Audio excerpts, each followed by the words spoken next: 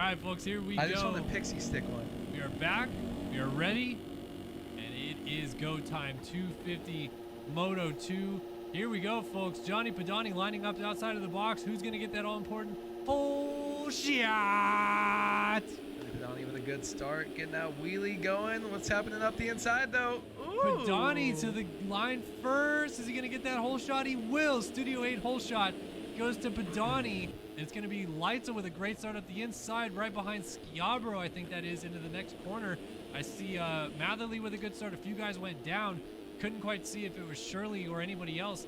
But Shirley and that Husqvarna, we don't see him up front in the mix right now. A lot of different colors than those white machines. Out front is inside goes Leitzel down the inside of Schiabro in the rollers to take over second place. And meanwhile, going to third is Cade and Speck up the inside. So Speck moves into third.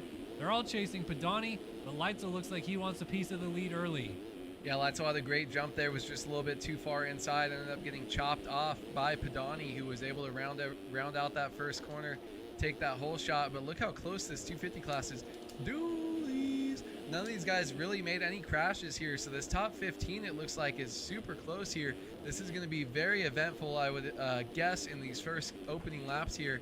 As Prodonyi hits the double. You heard us talking about it. Tharp was the only one to do it so far. Prodonyi sent it to the inside right there and greased it just like that. He said, I'm going to flex on you guys real quick. Let me go ahead and show you how to take another dub here. Dude, the absolute confidence to do that while you're leading on the first lap of a 250 moto is unbelievable. You get that wrong and you go from leading to like 18th. At best. Probably worse, especially because you have to get going again up Mount Martin with no momentum. So, yeah, props to you, Johnny Prodonyi. You've got watermelons the size of literally balls. It's amazing. Johnny Prodonyi leading, though. Logan Leitzel in second place. Oh, we got a guy going over the bars, maybe? No, Speck and Schiabro side by side in a battle for third. And then it is Matherly rounding out our top five. Seth Shirley is 13th early on in the running of this one. We'll see how he is able to charge forward through the field in this race. Right now, they are all chasing Johnny Prodonyi after one lap. Tsunami over here, just riding the waves of Millville, bro. He's crushing it right now. Listen, I got the commentator curse on lock. If you want someone to have a bad start, I'll pick him for the whole shot. Hit my Venmo. Start naming off guys you don't like. I'll take care of them. 13th place start by Seth Shirley over there after I picked him. So, Carr was in the... He's LCQ. the one who didn't make it from the LCQ. Correct. Yeah. He always gets... Is that who you were thinking? I was thinking of it, earlier on. Yeah, I was thinking of Seth Carr. Okay. But then I was thinking of... Is it Brad West? There's a West. There's the Joey Bradstreet. Brad West in real life, he's the 45 Cowie kid. Yeah, I don't know. Yamaha. I don't know. He used to ride Cowie. He was a little team green guy. He's from Australia, yeah. Right? Yeah. I know some things. Good night, mate. Not many, but a couple. But as we come around here, Johnny Prodonyi tossing it. Let's see what he does here. I want to see if he hits this line again, if he has that confidence, or if he's just going to kind of play it safe. Honestly, I think he's dumb if he hits it right here. Yeah. Yeah, okay, good. Somehow it's a first lap only thing. Is it just like the track is smoother so they know? I don't know. I think it's more dumb on the first lap, but it's just dumb all the time. If you're not in like 10th and you're like, oh, I'm going to pass this dude. It's been pissing I think me he off. should hit it on the last lap. That would be sick. Battling if for he's the win, like, go for it. If you're battling for the win, you're a nut job. If you're 20 seconds up, you better do it. Honestly, like, I led a couple races, but it's a crazy feeling when you get 20 plus seconds up, and for them to throw it away and do what they did, the last two, I guess, motos that we watched here today, that's a terrible feeling after feeling so good. All moto, just no falls and then kind of falling apart. But Prodonyi, he was the most consistent one. That's how he got that great finish in the first moto, was he started back about 6th or 7th place, and he was the most consistent, not the fastest on the track, and that's why he was able to work his way through the pack. So honestly, Leitzel was doing it too, but had a little bit of pressure. But that's going to be what I'm gonna be curious. Does Cade Matherly send it with his a little bit faster speed, or do Prodonyi and Leitzel hold on with their better starts and less pressure up front? I feel like this is trending towards the latter of what you're saying there with Prodonyi and Leitzel, because they were fast. You're absolutely right. Prodonyi worked his way to a battle for the potential win. Didn't get it. Obviously, Shirley did. But then Leitzel came from pretty far back to get into the top 5 and even have a shot to run with these guys. So this is going to be fun to see them actually up front and trying to pull away right now. Different scenario this moto for both of them, whereas Matherly is pretty much in the same deal that he was in the first moto, just hovering right around the leaders, hoping to get into a position to try to win and see if he can stay close to them. Schiabro in 4th as Joey Rico goes.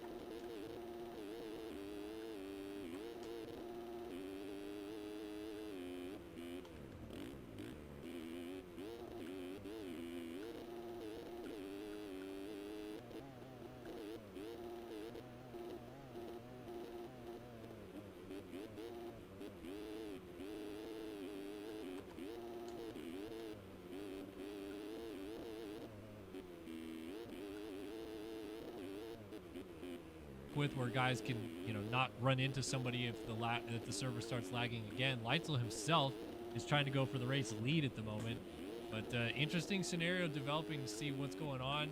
A lot of guys saying they got slow-mo here. JSB, worst he's seen it since 2015.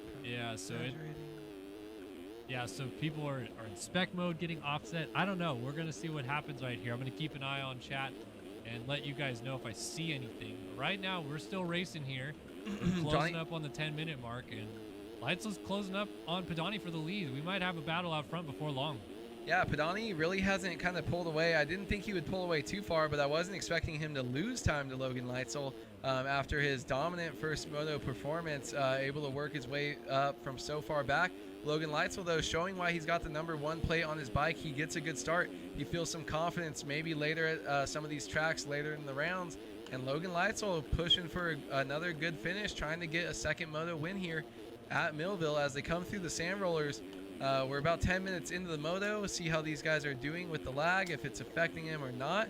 These guys are both look like it's not affecting them at all. Haven't seen too many big mistakes from either of them. they're just kind of going about their business, hitting their marks and throwing down some lap time. So Johnny Prodonyi, I mean, maybe pulling it back a little bit ways, but that's kind of how this track works. Is you got some hills, you got some fast sections, you got some tight sections, you got some big jumps, big ruts, a little bit of everything in kind of their own little sections of the track, and it kind of depends on what are your strengths. Are you good at off cambers? Are you good at the hills? Are you good at carrying momentum through the rollers? And you'll see these guys kind of yo-yo as they go around this track. It's a very long racetrack here at Millville. And these guys kind of yo-yoing around the track. Sometimes he'll pull away. Sometimes he's getting yanked by Leitzel. So going to be curious to see what happens if Leitzel can get close enough to make a move sometime soon. Down Mount Martin we come. Still keeping an eye on what's going on in the chat room right now. But Leitzel looking pretty solid on closing this gap down, as still leading. Prodonyi just noses the front end over that rut just a little bit right there. Matherly not too far behind these guys either, so if they get together and start battling, look for Cade Matherly to try to close the gap in and maybe get close and battle for a potential race victory in this one. Remember, Matherly was third in the first moto. For him right now, the real story is that his closest championship counterpart, Seth Shirley, is absolutely buried right now, and they were tied going into this moto on points, but right now this is Matherly's championship unfolding in his favor right in front of him, so long as Seth Shirley can't move forward from here. So this is certainly a bummer scene for Shirley. If you're Matherly, you got to be pretty stoked to see that the championship lead will open up quite large after this. We'll see what happens if Shirley can figure it out and start moving forward. He's still 29th at the moment, as we're now 11 and a half or so minutes into this one. Still 18 and a half minutes to go. Not as much time as Shirley would hope for to try to claw his way back through the field. He is running out of seconds quickly to make this happen while these guys continue to battle out front. Yeah, I mean, even if a curious thing for me would be to see exactly if maybe the lag is why Shirley had those issues so early on, or maybe he just got caught up in a couple pile-ups, and then from there, as kind of Sorry was saying in chat, as Logan Leitzel goes by, as Prodonyi's going to blow that rut there, go off the left side of the track before the catapult. That's going to get him the pass to the lead. Leitzel goes by. Prodonyi had been just holding on for a couple seconds there this far, 12 minutes into the race, and he finally loses the spot. Logan Leitzel is streaming and apparently not complaining too much as compared to the other people in the chat with him, though. So it's like, here you see the guy that's in the top three is not complaining too much, so how bad could it be? Everyone's getting affected by it the same. Would be interesting to talk to some of these guys later on.